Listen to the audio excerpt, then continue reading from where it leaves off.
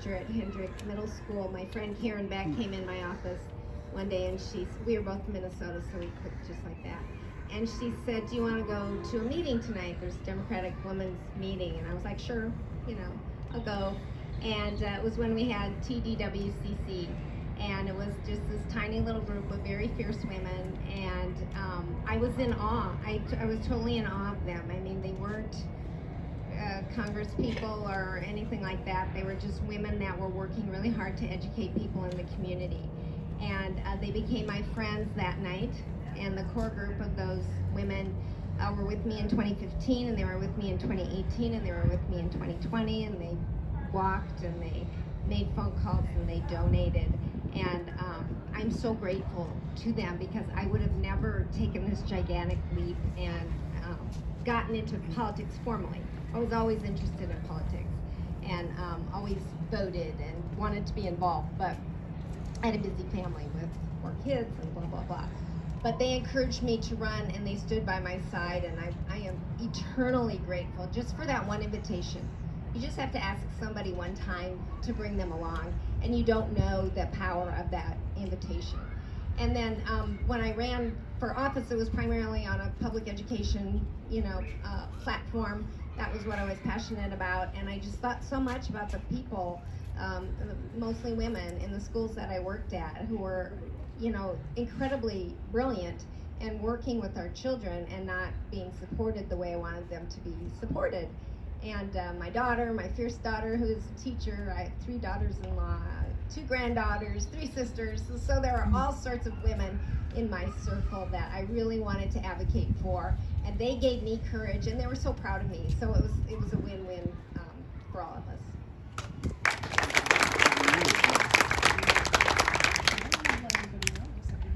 Say again? What? Can't hear you. Yell, just yell. And I'm going to go back to you, Sharon, because you spoke of this a little bit earlier because you ran in 2015, which seems like an eternity today, which is very sad, but it does seem like an eternity. The Dallas County, Denton County, and Tarrant County Democratic parties are all led by women, and a woman took first in our chair race. Our nominee is a woman. 2 of the 5 Democratic House District candidates in Clark County are women, and our House District 70 runoff candidates are both women, and they spoke to me tonight. A woman came in first in the Democratic Attorney General primary, second in the Lieutenant Governor primary, first for Land Commissioner, first for Controller, and a woman is our nominee for Ag Commissioner again. And I was so happy to be when she was running back in the day. She was our first woman nominee, I think. Can't hear you. Are we on the cusp of women breaking out into Texas politics, Sharon? Yeah, it seems like we are, right? With that litany of women. I want to tell you a statistic that is both alarming. It's alarming. Since Texas became a state in 1845, I think that's correct, 5,444 men have served in the state legislature. 179 women have served in the state legislature in that same time. I mean, when you hear that, you go, oh my gosh, it's too much, we can't make it up. But the majority of those women that have served, that's recent history, right? And if you're a Democratic woman, it's even better, because there were 48 of the 181 representatives and senators in Austin. 48 of them were women, but 35 of them Democrats. So I think as we winning breeds more winning. There's courageous women out here running for office. I think you feed off that. In Collin County, I will say one thing: we need to win. And we need to win. Literally, I moved 10 minutes away into Dallas County, and it's just all Democrats and so many women. But another statistic I think is interesting. There are 80 Democrats and 101 Republicans in the state legislature. And of our 80 Democrats, 44% are women and 80% are people of color. So, hacking, cracking, and hijacking, will make that happen. But the more Democrats we win, you'll see that diversity. I think of the Republicans, it's 95% white men, 13 women. So if you're a Democratic woman, it's very good news, and we just need to keep that going.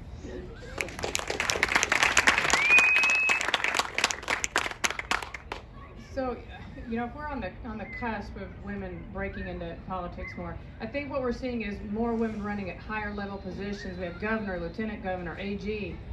We're not just relegated to school board and council anymore like they want to keep you. We're running for everything. So I think that's part of it. But I can tell you, to Collin County, because I've been in a lot of counties in this statewide. This is a big state. It's very big. I've been in so many counties, and when they say, where can you live in? I say, I live in Collin County. They go, oh, the Collin County? Yeah, that's the one, sorry. Yeah. Dropped the ball there, what a fumble, So, but I think that's what we are seeing. We're seeing higher level running.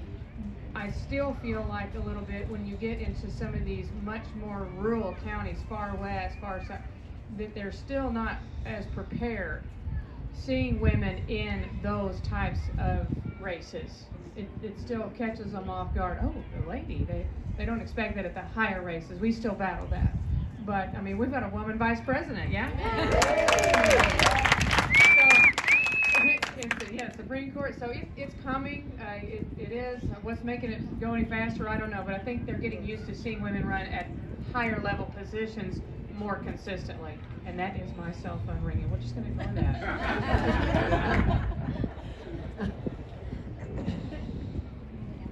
No? It's her mom. Probably. Can I go home now? I don't think it's unique to politics. I think across the board, people got fed up. They realized that they could strive for more, accomplish more, break out of norms. I mean, I've been in a hiring position at a firm for many, many years, and now people come to the table as an applicant and they're like, I want this much vacation, I want this much work from home, and I think people are feeling like they're not as confined and tied to the old ways of doing things.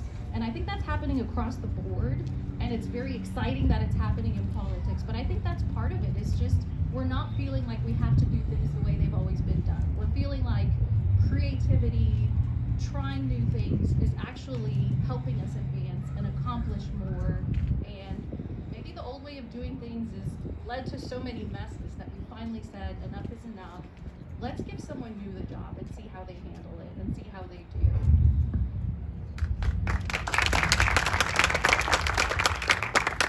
You guys probably heard the expression, if you want to get something done, ask a woman. Yeah. And I'll tell you what, behind every successful man, there is a even more successful woman supporting him. And, we have all these men in politics and, in jobs and, there's a woman almost every time, someone behind him supporting him. And, as much as I think diversity is important, I think ideally I would love to see a fair 50-50 male-female ratio of representation also throughout all of our boards, etc. That would be so cool. That's how I know we've arrived. I think that would be the measure. Thank you. So, are we on the cusp? I would say, hell yes. We are on the cusp. We really are. So, we are the super majority. All of the women, we actually have the highest percent of the country, but we don't act like it. We need to own our power. We need to walk into it. And I agree, we are walking through doors in every single place. We are taking up space. We're not apologizing. And we're walking into where our rightful place is, to be there to help. It does us no good to have one way of thinking. We need different ways of thinking. We need different perspectives. We were made differently. We have different thoughts, experiences. We need to bring all of that to the table. And the only way is to invite us in, to support us.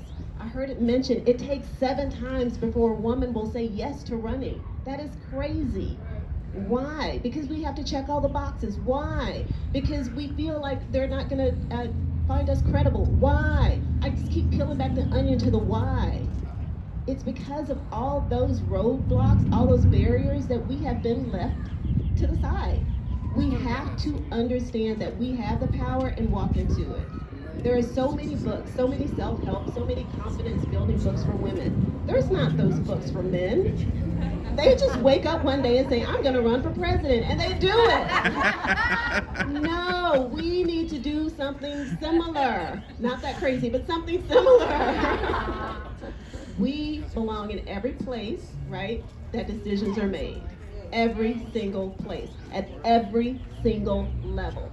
We can no longer be satisfied with one level and say, oh, okay, well, we're good now. We have one, right? No. We need women of all different ethnicities, all religions, all ages, all experiences. We need it all because women have things to say. And we're ready to start taking up space and saying the things that need to be said to get us to where we need to be. Because as someone mentioned, some of the messes that have been created, it's maybe because we didn't have the diversity of thought. We need to make sure that we have everyone at the table. And if not, we're bringing some of these folding chairs with us.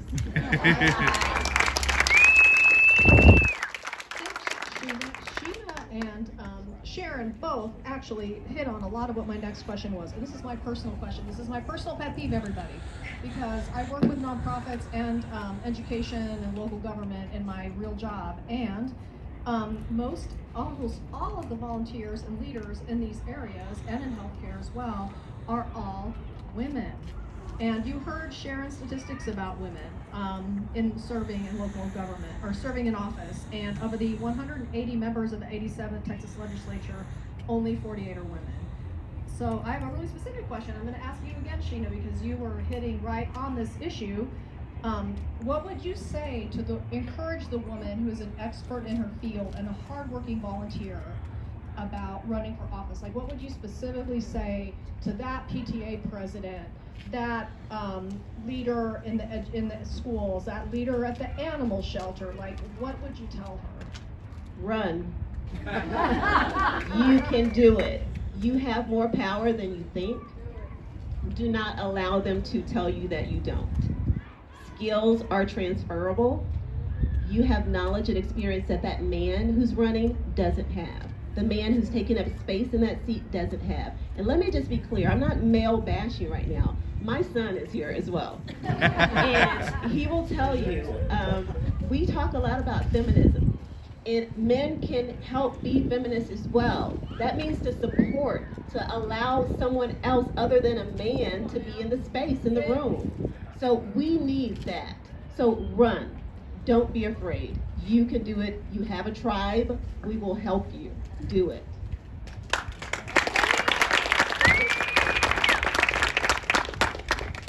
Today I was trying to take a phone call and vacuum and eat lunch at the same time, and I decided to jot this down really fast about how I would encourage other women to run. It doesn't require a degree, that's for sure. I think the most important thing is conviction. You've got to feel strongly about some things and have some viewpoints that you want to share. And I was also thinking today about you can't carry through with that conviction without finding your people. You got to find your tribe and people that are going to support you. It does help to have some good organizational skills, and you've got to be willing to make some mistakes. It's tough. You better have thick skin, but you can do it. And remember, you're pioneering the way for all of us women. So remember what you do, do it with grace and do it with class and do it with style, because we get judged more harshly when someone makes a mistake, right? We've got some great examples in the news recently, a certain judge running for a certain position for a certain court. Isn't she amazing? Isn't she amazing? I sit there and watch her and think, that's class. That's class. She is barreling down the road for us, and I love her. I love her so much. But anyway, you don't need to have a fancy degree. Anybody can do this. You just got to get up there and do it and be brave. That's it. Thank you so much.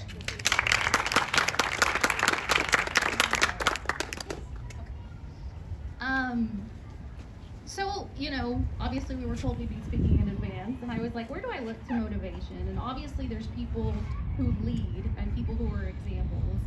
But I think the biggest push for me to run was remembering I have 2 young daughters. I have the next generation to answer to.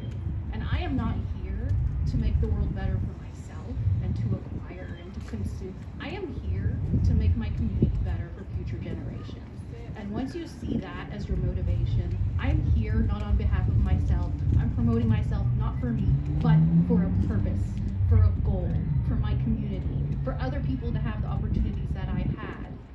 That is very motivating. That is very empowering.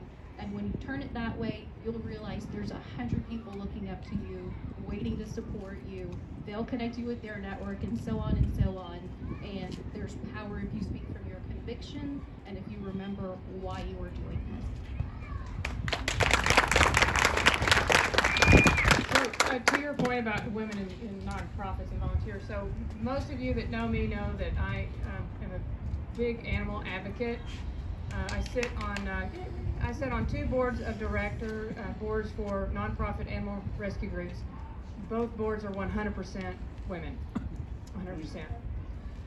And what I would say to them is, do not underestimate your passion and commitment, because you really, at least in my estimation, you can't run for something unless you feel passionate about what it is that you're doing.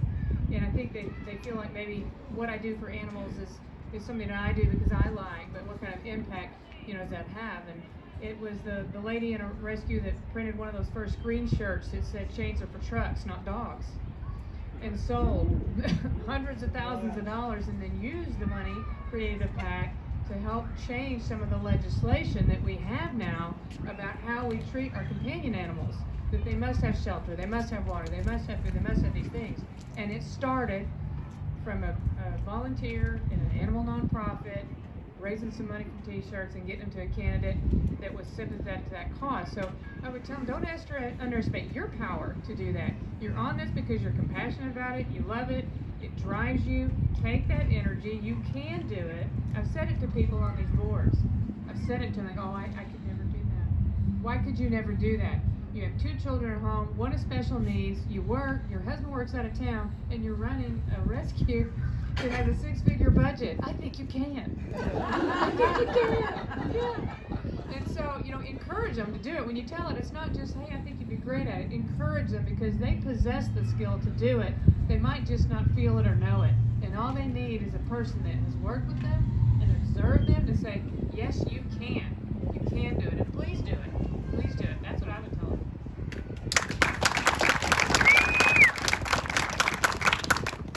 Everyone said really basically comes down to knowing your why. Why do you want to do this?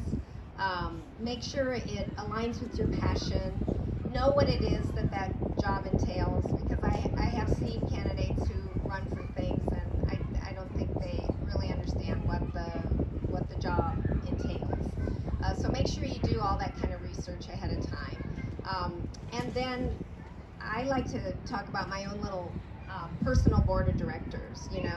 Have 2 or 3 or 4 people in your life that you can bounce those ideas off of, that you trust, that'll have your back, that'll be with you through the course of the journey. Because I will say, running for office is probably the hardest thing I ever have done in my life. The most challenging thing, but the benefits for me personally were tremendous. I've grown as a person. I've learned so much. I've met so many wonderful people. And so I think it's a great thing to do, but you need to know your why. You need to be truly passionate, and you need to understand what you're getting into. Thank you, Shannon. Thank you all for those awesome answers. And we're going to take, I don't know how much more time you want to spend, but I'm going to take at least one question from the audience. And so if you want to ask somebody in particular your question because you're interested in their race or their district specifically, please feel free to direct it to that individual. Does anyone in the audience have any questions? Yes. Hi. Hi. So, one, thank y'all for being in that space, taking up the space, being super badass. Any kids out here? I'm sorry, I cut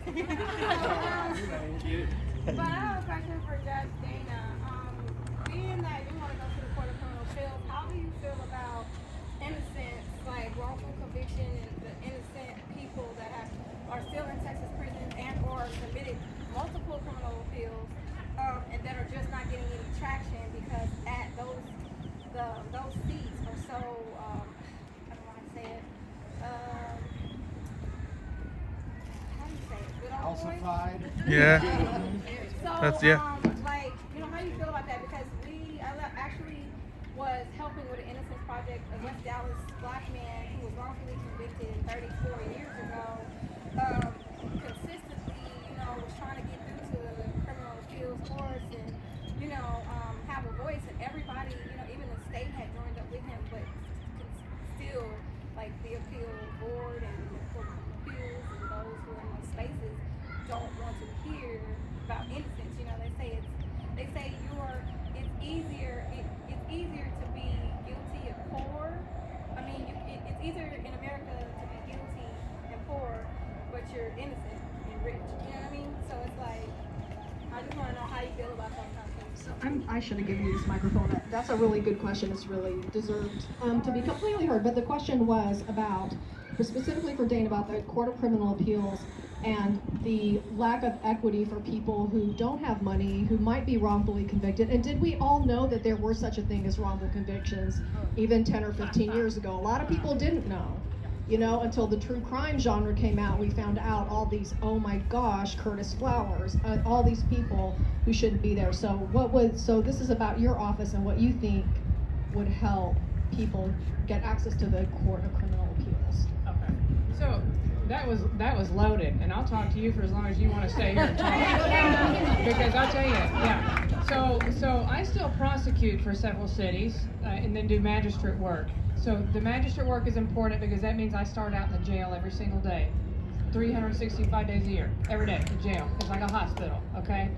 And there are people in there, by my estimation, for one of 5 reasons. Is just from looking at it for 26 years. Sometimes they just made a mistake. That won't happen again. You won't ever see them again. Sometimes it's substance abuse. Sometimes it's mental health. Sometimes it's poverty. And these 3 can go hand in hand. What comes first?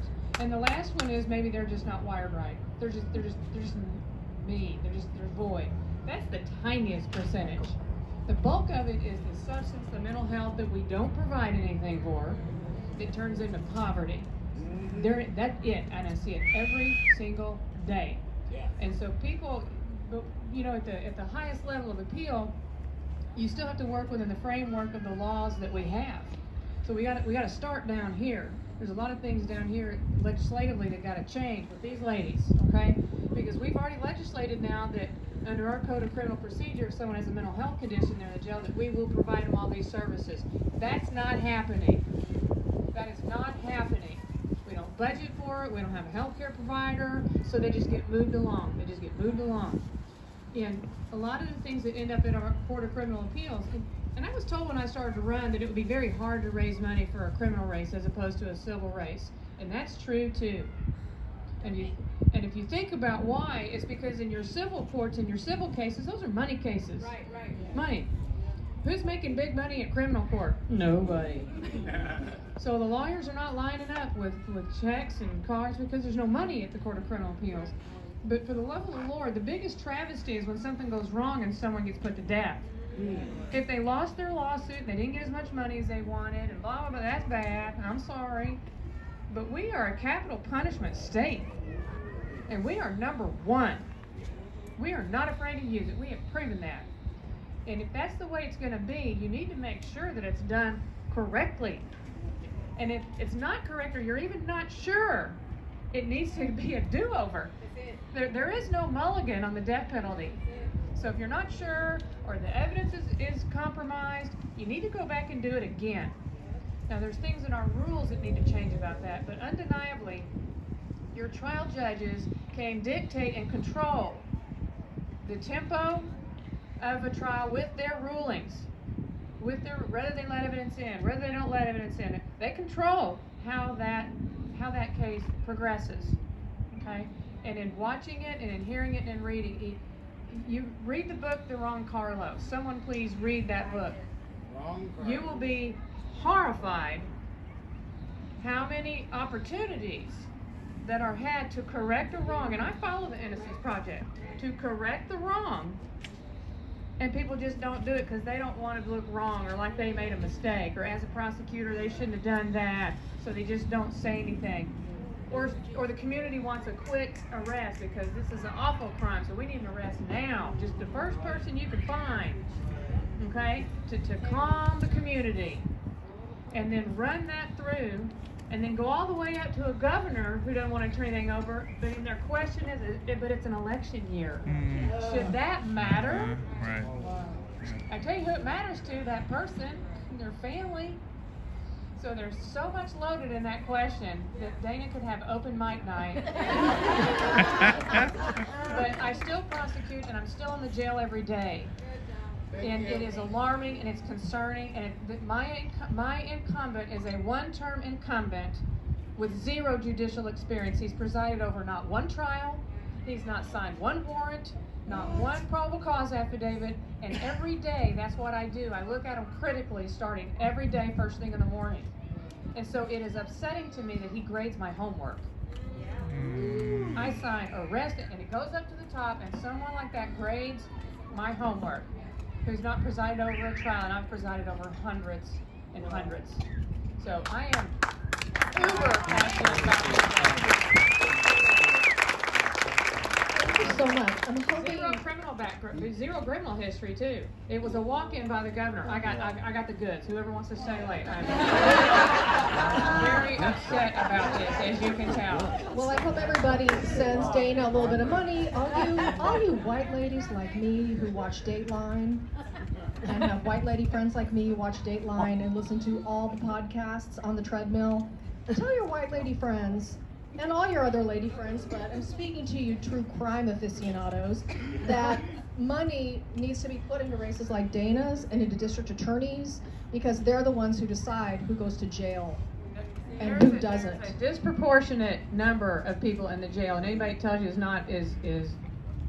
lying, or they just don't know.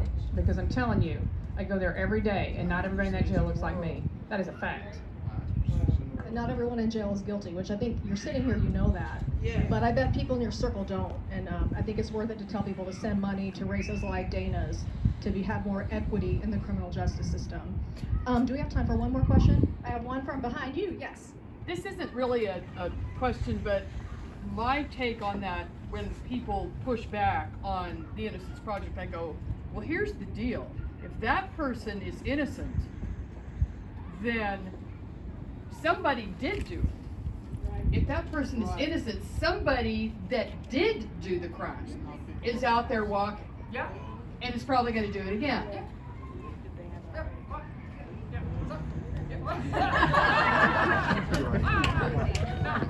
I'm not kidding you. As a baby lawyer right out of school, I took appointments on the jail chain, right? I wanted experience, I wanted the courtroom, and I took it down over Lone Star in the Juvenile Justice Center, okay? And there was a kid in there. He'd had a couple of things here and there. This particular thing, I just didn't think he did it. I believed him. I don't think he did it. And so I go to the prosecutor down there and say, this kid didn't do this. You need to dismiss it and move on, and here's why. And they pushed so hard to get him to do a plea bargain. What they told me is, well, he may not be guilty of this, but he's guilty of something. That was the statement. That was the statement of something. And to compound it, you got paid from the county at that time if you got him to do a plea. Yeah. But if you went to trial, maybe not. You could turn in your timesheet, they'd cut it all to pieces. I represented that young man like he was my own private client. And they took my timesheet, and they just used it for rolling papers. But I spent time on him like he was my private client, paying a private dollar. And I told them they couldn't do it. I told them, and they made us prepare. And the day we showed up for trial, they went in there and dismissed it. But they pushed it to that point only because they couldn't bully me into bullying him. That's it. I'm irritated. We we should all be irritated, but your race is statewide, so anybody here can vote, any of our friends who live in Texas can vote. Well, yes, we should all be very concerned and afraid about how that's working right now. Yes, Yeah. statewide, anywhere in Texas. However, anywhere in the country can send me some Money. change. And we were talking to you about women's support, and Wild Dems is a PAC, and Rocio has a PAC, and we give money to women candidates, okay? We don't do money at statewide because we can't. It's a drop in the bucket, we can't. That's just our policy. But we as individuals will contribute, of course. Do we have time for one more question? One more question? Okay. How do you elevate youth voices in your campaign? Could you repeat? How do you elevate youth voices in your campaign? How do you elevate the voices in your campaign? Youthful voices. Young people. Oh, youthful voices. Sorry. How do you youthful voices in your campaign? I got more info. Excuse me, Ask them questions, invite them in, let them have some ideas and take up space. So that's how you elevate their voices. So on my campaign, I am definitely trying to reach out, and we are trying to actually have an arm of our young folks. High schoolers, they need to get registered. Yeah. We know that there is some legislation out there. Do we follow up and ensure that it's happening? No, because they don't want them to be registered. They don't want them to vote.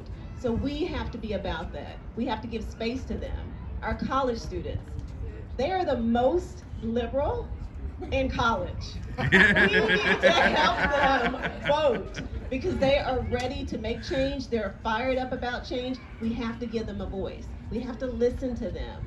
They do have some great ideas. They really do. Guess what? You were young once, right? You wanted someone to listen to your ideas. You had great ideas. They do as well. So we need to give them space. That's how we help elevate their voices. We invite them in. We have them join our campaign as staffers to help, right? Then they will also be encouraged to take up space and run. So we have to elevate their voice. We have to give them that space, that opportunity.